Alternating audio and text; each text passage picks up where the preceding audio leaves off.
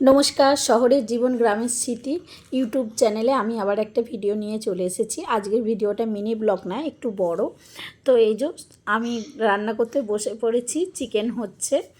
তো আজকের রান্নাগুলো এই যে পাশে বসে আছে, আমার ননদ অর্ধেক রান্না করেছে, আমার যা অর্ধেক রান্না করেছে, শাশুড়ি করেছে, আর এই 4 নম্বরে আমি চিকেনটা নিয়ে বসেছি। তো আমার হাজব্যান্ড ওখানে মাথায় হাত দিয়ে বসেছিল।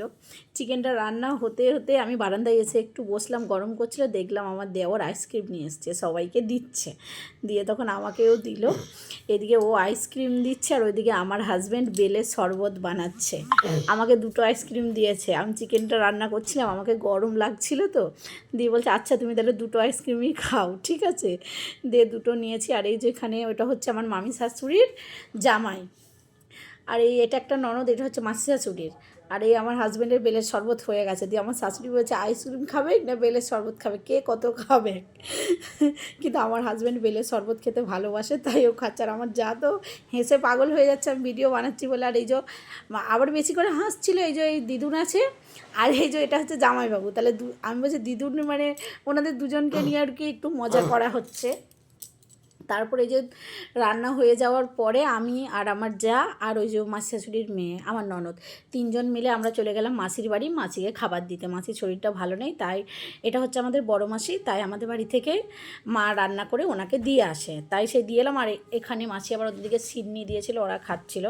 তারপরে এই যে সবাই মিলে দুপুরের খাবার খেতে বসে পড়েছি একসাথেই বারান্দাতে, আমরা সবাই বসে পড়েছি। মাসিমণি আর মা আমাদেরকে দিচ্ছে। আর এটা হচ্ছে গিমে শাক, এটা হচ্ছে সব থেকে ফেভারেট আমাদের 4জনেরই, আমার দেওর, আমার যা আর আমার সবারই। তারপরে এই যে সন্ধেবেলাতে মেলা দেখতে বেরিয়ে গেলাম। আজ তো দিন গাজন আমাদের এখানে, তো বৃষ্টি পড়েনি, কালকে যেহেতু দেখতে পাইনি তাই আজকে যাচ্ছি। আর এই যে আমার ছেলেও রেডি হয়ে গেছে, ভাবছি যে আজকে বৃষ্টি পড়বে কিনা। আর এত ভিড়, কালকে লোক মেলা দেখতে পায়নি বলে, যে আমার হাজব্যান্ড তো আমার ছেলেকে কাঁধেই নিয়ে নিয়েছিল। তারপরে এই যে এটা হচ্ছে আমাদের মেলার গেট, অনেক লাইটিং করেছে। আমাদের পাত্রসাহের গাজন বিখ্যাত, ঢাকে বিখ্যাত, প্রচুর ঢাক হয়, 100 কটা ঢাক আমাদের ওইদিকেই পেরায়। তো আমি যদিও সঠিক জানি না কটা ঢাক করেছে। আর বোম, এই যে গাজনের বোম ফুটছে। আমরা আজকে এই দিকে এসেছি, মানে গাজনতলায় এখনও যাইনি, এইদিকে ঠাকুরটা থাকে, এইখান থেকে ঠাকুরটা আবার যাবে অন্য একটা জায়গাতে। আমাদের ওইদিকে সেই মঙ্গলবারে এসেছিলো, তো তখন আমরা কলকাতায় ছিলাম। তারপরে এই যে এখানে ঢাকিরা সব রেস্ট করছে, আমরা ওখান থেকে চলে আসলাম।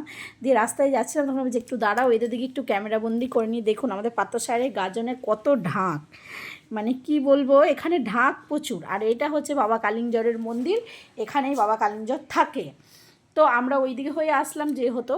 আর আজকে মেলাতে এত ভিড় আপনাদেরকে বলে বোঝাতে পারবো না, মানে যা ভিড়। দিয়ে আমার ছেলে তো বলছে আমি ফুচকা খাবো, দই ফুচকা। পাশে একটা টোটো ছিল, সেই টোটোর উপর বসিয়ে ওকে দই ফুচকা খাওয়ানো হলো। তারপরে এই যে আমার হাজব্যান্ড আমাকে একটা মালা কিনে দিল, আর গপুর জন্য একটা খোল কিনলাম। আমাদের বাড়ির যে গপু আছে তার জন্য এই খোলটা নেওয়া হলো। আর আমার ছেলে নেবে রিমোট কন্ট্রোল গাড়ি, এই যে রিমোট কন্ট্রোল গাড়ি ওর প্যাকিং হচ্ছে। তারপরে আমি আমার হাজব্যান্ডকে বলছি কি গো আমাকে একটা পুতুল কিনে দেবে না। প্রথমে বলছে না দেবো না, মেলাতলা থেকে বেরিয়ে গেছি, সবাই বাড়ি চলে যাওয়ার রাস্তাতে। তখন আমার ননদ আর আমার যা বলছে যা কিনে নিয়ে আসগা, তোর যখন পছন্দ। দিয়ে আমার হাজব্যান্ড আসলো, কিনে দিল। আজকের মতো ভিডিও এখানেই।